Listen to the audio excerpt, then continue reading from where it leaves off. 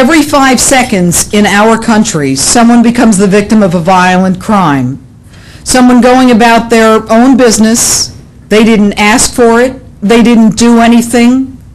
They walk out of their house, they go to sleep in their own bed. They sign on to a computer, they go for a piece of pizza.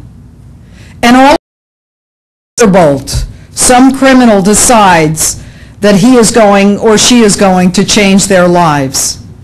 And that's when I come in. The district attorney's office is a battlefield where the fight between good and evil unfolds every day.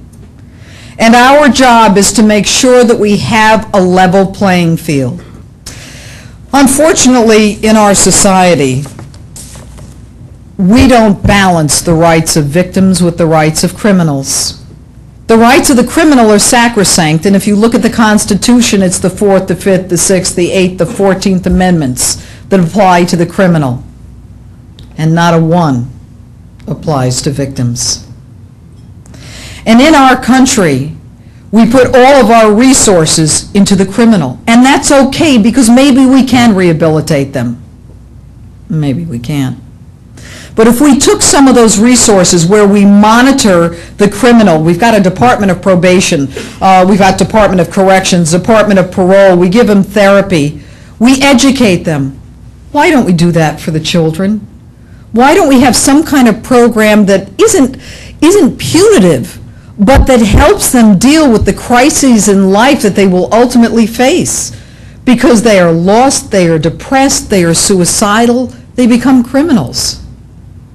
Even the name of our system gives the criminal top billing. It is the criminal justice system when it should be the victim justice system, the person who never asked to be a part of it in the first place.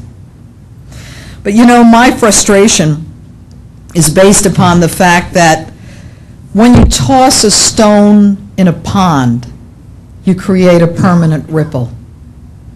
And when a criminal commits a crime in our society, there is a permanent ripple.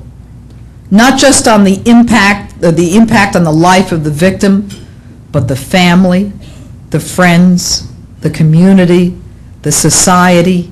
It's huge. It's pervasive. And we become desensitized. And we almost separate ourselves from the pain that the victim goes through, because if we can, then we can believe that it'll never happen to us.